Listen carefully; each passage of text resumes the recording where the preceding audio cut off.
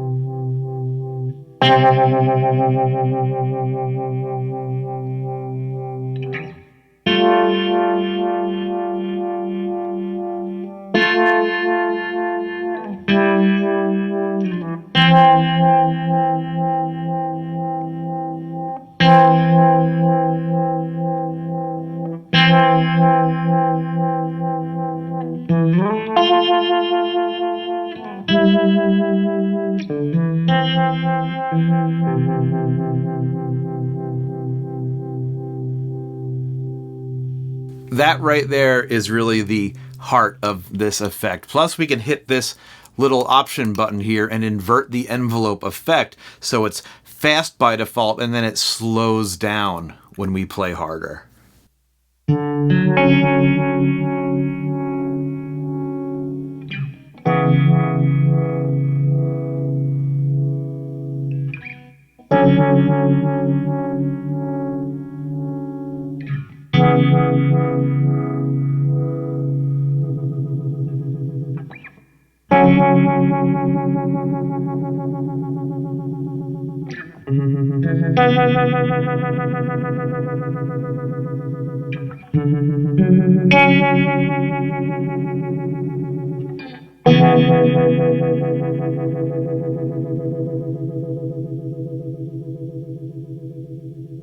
When it's inverted and the light goes all purple, it almost reminds me of when you spin a coin on a smooth surface and it does the slowly speeding up thing.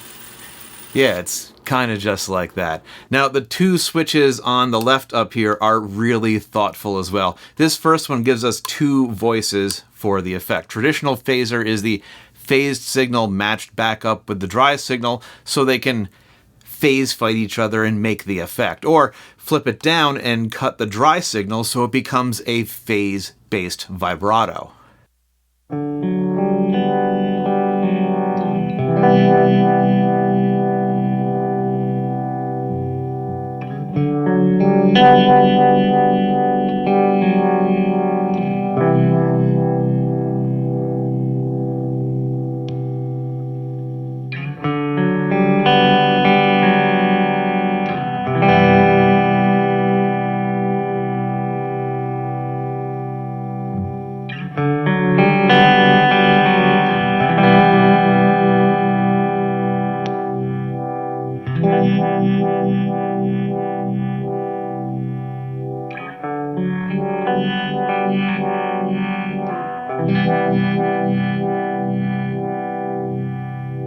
I'm a big fan of any dynamically responsive pedal, especially when it's tied to the rate of an LFO. It's something people will notice and interpret as an additional dimension of dynamics in our playing. Hitting a note and hearing the effects spin up and then wind down, that makes our single note or even just like a unison bend sound 50 times more interesting. And then we get our choice of 3 different waveforms. We got sine, triangle, and pulsed. And I'm going to run through all of them at a moderate depth and then really crank it up to draw out the additional contrast between them.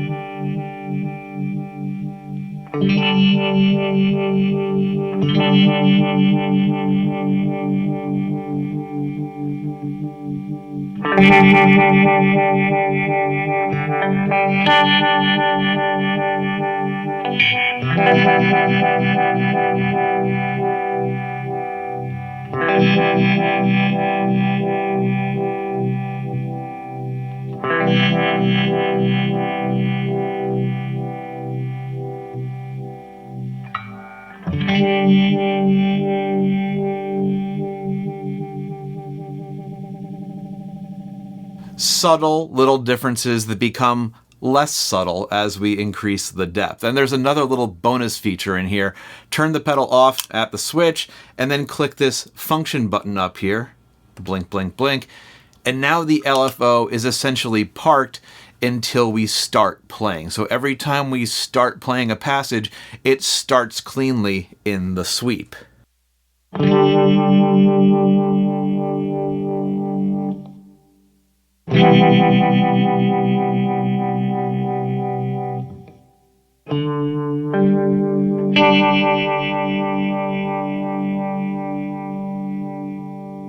That's a pretty neat feature, but little asterisk there, that only applies to the sine wave setting, not the other 2.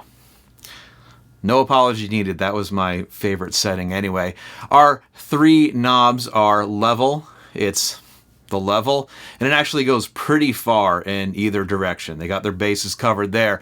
Then we got speed and depth, pretty much all you need for a phaser. I'm going to turn off the envelope control stuff and just focus on the phaser sounds for this clip.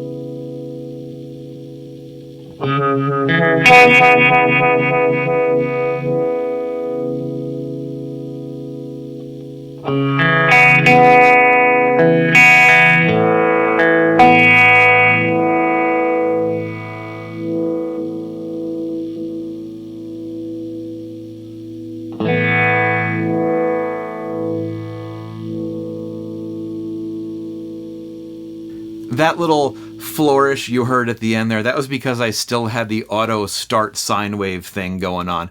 It would be imperceptible in a live setting, but I switched it off for the remainder of this video. Of course, in order to make this pedal work with different playing styles and pick up outputs, we really need a way to fine-tune the reaction. So here's what we're going to do. Hold down this button until the LED turns red. And now we get to these secondary functions of these knobs, the decay and the envelope level. And this basically means for decay here, how quickly do we want that dynamic response to wear off?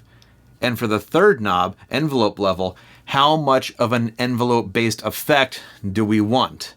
So we'll start with the default with these basically in the middle and then take it from there.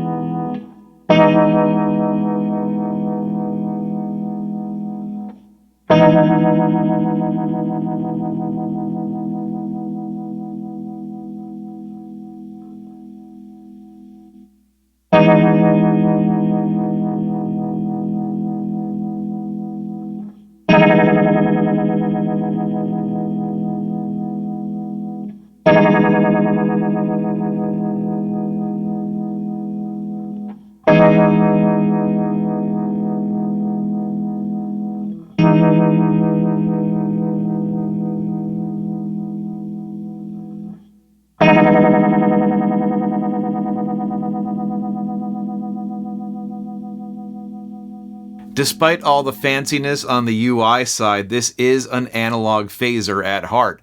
On the inside, there's actually an LED surrounded by photoresistors, and the brightness of that corresponds with this green LED on the front here. Another feature of that whole secondary mode thing is that we can actually adjust the bias of that LED to make sure it's hitting the sweet spot in the phase. And I haven't felt the need to mess around with that. It probably wouldn't make for very good video, so let's just move on to this additional jack on the side here. We can use this to plug in an expression pedal or foot switch and use it to tap tempo, to bypass, or to control the rate with an expression pedal, just like this.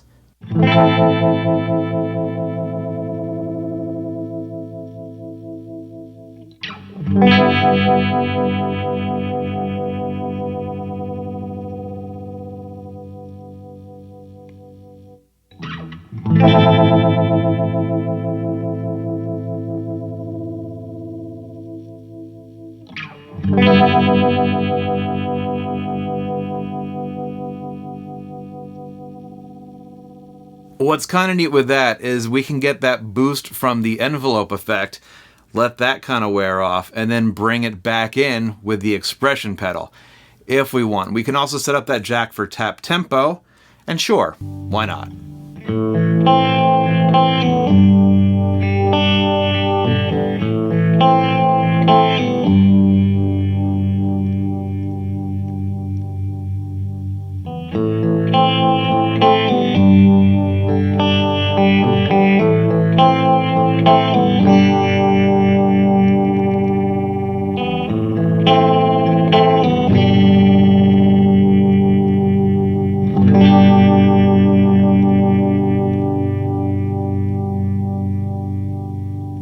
For me, being able to have the LFO start at the hit is really cool, but the real highlight of the pedal is just its ability to weave all around the tempo and feel dynamic. I wouldn't want to try to lock this in, but more options, even better.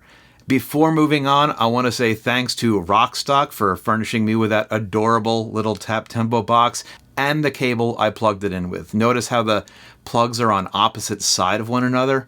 It's such a simple little thing, but when you've got a top mount jack going into a side mount jack, it just makes a whole lot of sense. So thanks to RockBox for those. Now back to that control jack over here. Exactly how we want it to behave is set with these dip switches on the inside. Love a good set of dip switches. I really wanted to cover this pedal because, well, first and foremost, I think it's just great sounding with an interesting set of features that we could very easily use to take our standard phasing effect and make it more interesting and engaging. I also felt compelled to cover this because the manual for the pedal is not great. It's just like a collection of facts. And maybe people today watch YouTube videos instead of reading manuals, but I'm old. I use a computer. and I type ellipses when I type out my scripts on my computer.